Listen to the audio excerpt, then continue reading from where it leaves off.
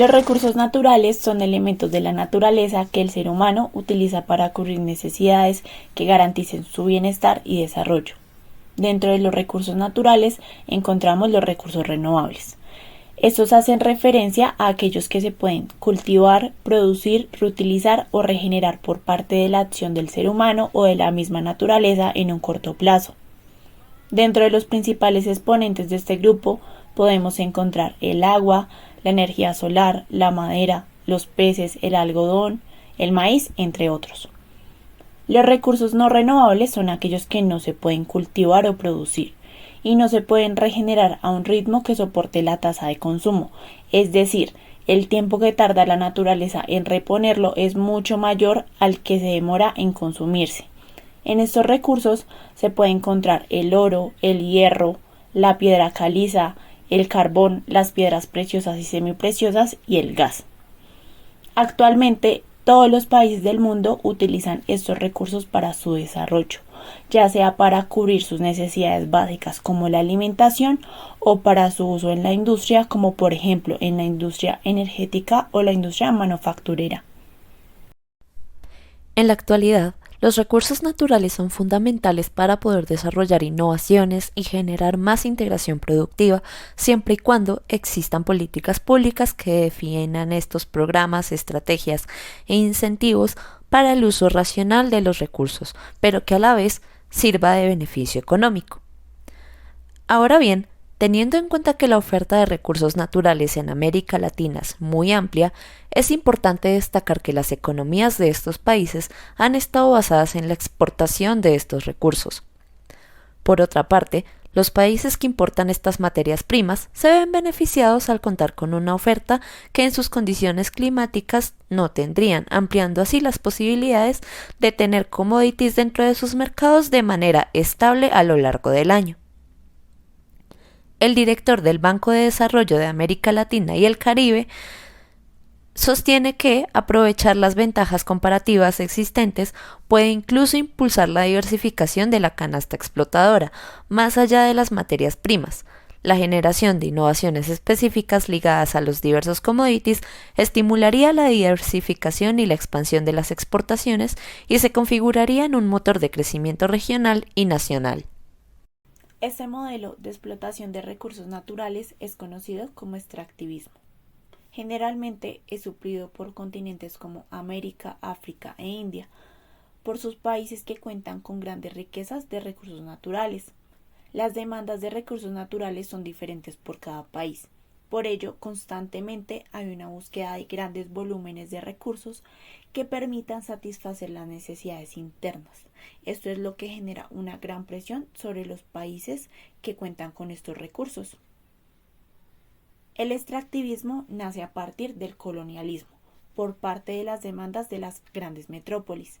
Este modelo no es sostenible, ya que el ritmo de extracción supera el ritmo de recuperación, y es que aparte de que se llevan los recursos, generalmente no quedan ganancias para el país. Hay una centralización de la riqueza que tiende a favorecer al país destino. Este modelo ha sido desarrollado por años por países como Estados Unidos, Francia, China, Holanda, Reino Unido y Japón. Estas naciones han hecho uso de estos recursos para su propio desarrollo. Como se puede observar, hay unos ganadores y unos perdedores en este modelo, en el que los países llamados subdesarrollados son explotados, con un papel pasivo del Estado. De allí surge la necesidad de una modificación a dicho modelo, y el Estado toma un papel activo acerca de la cantidad, ritmo, dinámicas de extracción en su país. Básicamente empieza a regular esta actividad para que el país pueda percibir beneficios económicos, sociales, ambientales. A esto se le empieza a llamar neoextractivismo. Pero, ¿qué posturas existen frente al extractivismo? ¿Qué percepciones tienen los teóricos frente a este tema? ¿Y por qué es un debate que incluso puede no llegar a terminarse? Para profundizar en el tema del extractivismo y el neoextractivismo, es importante aclarar que existen dos posturas bastante opuestas en torno al tema, con diferentes fundamentaciones teóricas. Es por eso que para efectos prácticos, en primer lugar se van a explicar los argumentos principales de los defensores de estas actividades y seguidamente se expondrán los argumentos de los detractores de este modelo.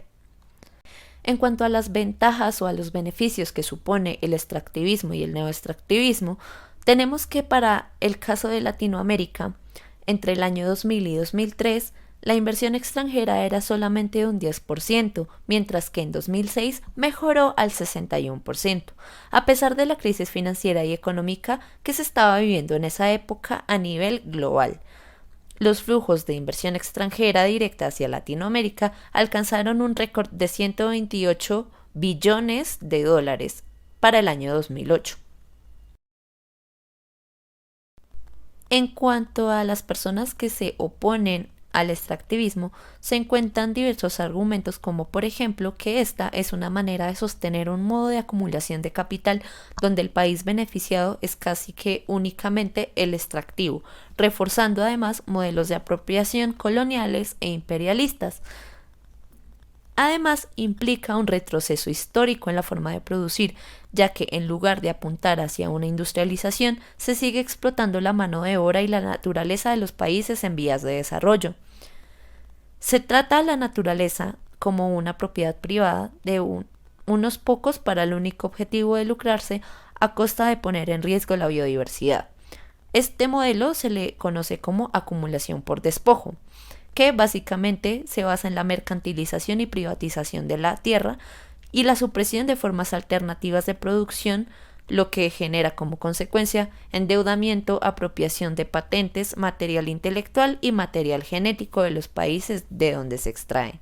En cuanto a economía, este es un modelo que se argumenta es muy vulnerable debido a la inestabilidad de los precios de los commodities, ya que generan intensificación de la desigualdad, crecimiento económico lento y se pueden ver afectados por escenarios como la corrupción, los conflictos sociopolíticos y el debilitamiento de la institucionalidad. Además, es muy difícil o casi que imposible valorizar el daño ecológico derivado de las actividades extractivas, por lo que los países que generan estos daños no pagan la deuda ecológica que tienen con Latinoamérica.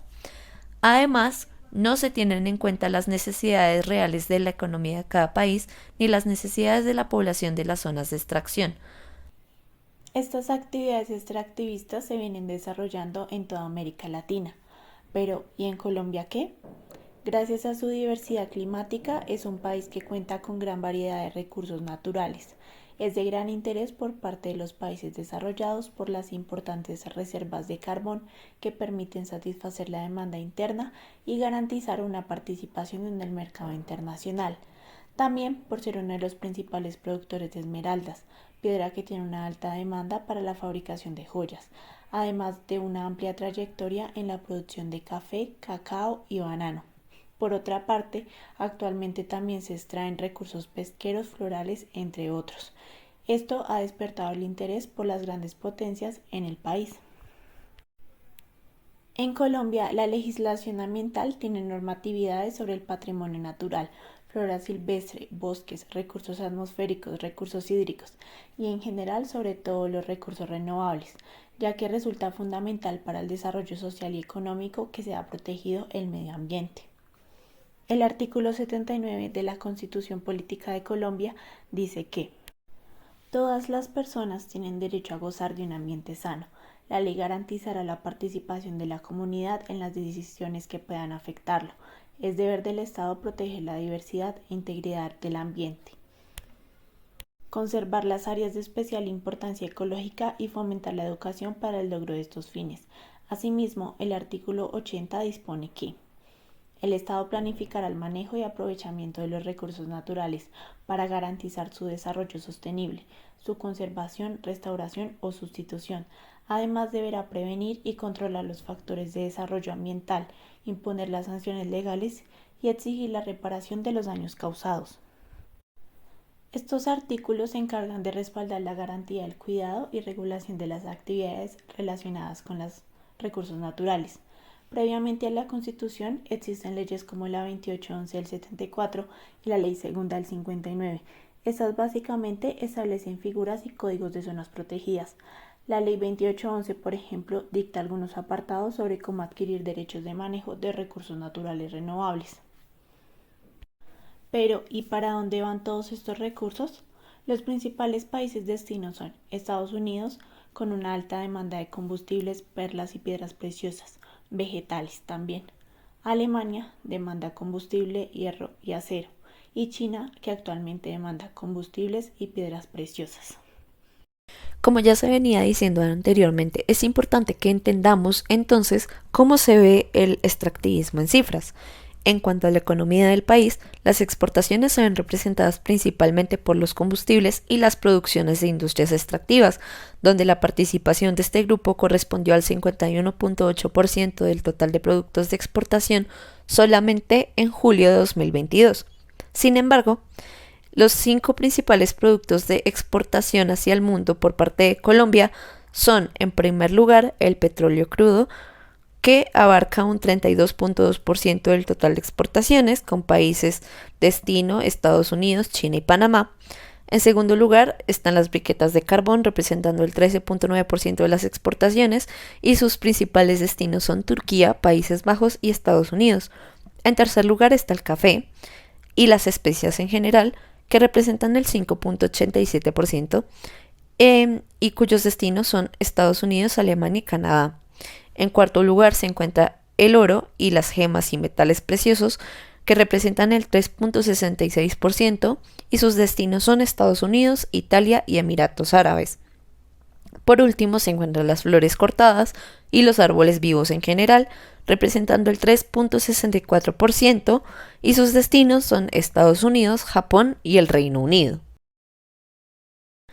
A pesar de que todo lo anterior puede verse como un beneficio para Colombia, también es importante tener en cuenta que, como ya lo hemos venido resaltando, el costo social y ambiental de esta actividad es bastante alto.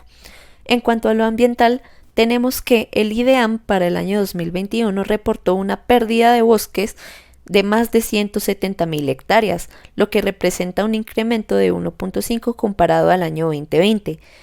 Esto se traduce en accidentes de origen natural como consecuencia de la tala indiscriminada, y también genera que Colombia se sitúe en uno de los 40 países que más contaminan a nivel mundial.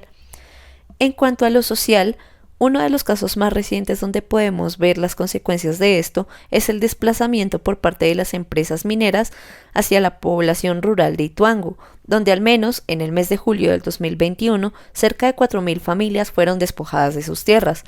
Los proyectos que generan estos desplazamientos forzados no son únicamente los mineros y los energéticos, sino que también existen intereses en los cultivos ilícitos, específicamente la coca. Por último, el desplazamiento es solo una de las múltiples evidencias de la violencia que existe detrás de estos negocios, puesto que en Colombia el asesinato a líderes y lideresas sociales es la máxima expresión de cómo se vulneran los derechos humanos y los derechos de las comunidades a través de las actividades extractivas. Buenos días, a continuación se realizará una pequeña entrevista para el video sobre extractivismo en la asignatura de Extensión Rural Agropecuaria, segundo semestre del 2023. Para comenzar, por favor, cuéntenos de dónde es usted. Yo soy de San Luis Sucre Sucre y mi familia habita entre este sector, en la Mojana Sucreña, y el sur de Bolívar, en el piedemonte del sur de Bolívar, de la Cordillera Oriental. ¿Podría comentarnos cómo es esa región, qué características tiene y qué actividades se pueden desarrollar allí? Pues eso, lo he dicho. La región del sur de Bolívar es principalmente montañosa, con bosques húmedos y terreno con relieve, con alto relieve.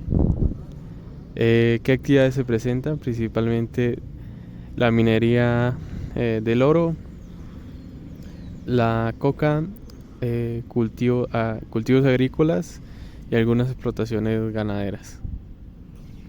De estas actividades que me acaba de mencionar, ¿cuáles considera que pueden ser catalogadas como actividades extractivas? Yo diría que la minería, la minería ilegal, no hay minería de otro tipo ahí, toda es ilegal.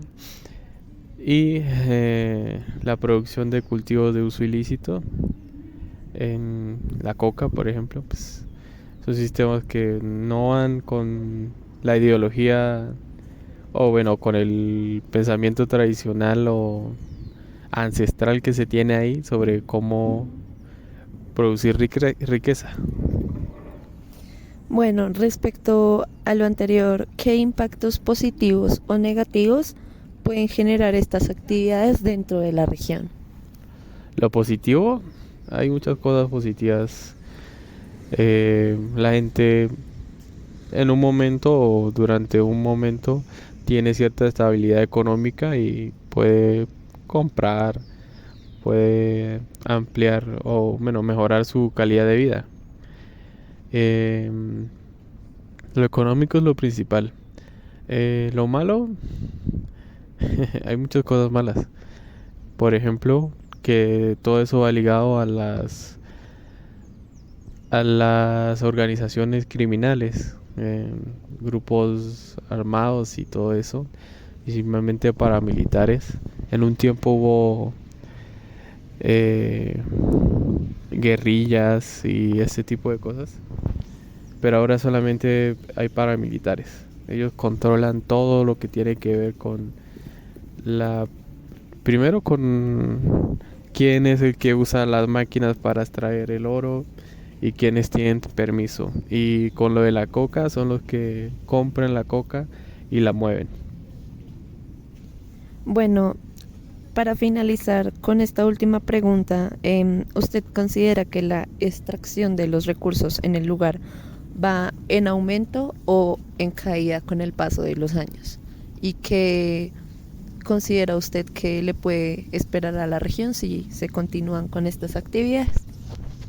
Bueno, lo que se ve, por lo menos en la minería, es que ha aumentado. Digamos, han habido algunas vías que se han abierto y el control por parte de los grupos armados ha sido menor, entonces les interesa meter más máquinas y entonces eso aumenta la cantidad de máquinas y el trabajo que se hace sobre el terreno. Entonces eso ha aumentado bastante y tengo que decirlo, el establecimiento de las otras producciones pues ha mermado porque le dan paso a la minería. Y lo de la coca, eso depende del mercado. Ahora mismo pues hay un pequeño declive. La gente ya no cultiva tanto porque hay problemas para sacarla y eso, y les interesa más el oro. Porque el precio del oro también está bastante alto. En un futuro va a cesar la minería y la minería porque pues ya no van a encontrar más oro. Todo lo van a escarbar. Y en cuanto a la coca, se espera de que pues también hay una disminución porque pues se está haciendo esfuerzos ahí para que la gente cambie sus cultivos por otra cosa, pero todo depende del precio. Si hay buen precio no importa nada y todo el mundo cultiva eso.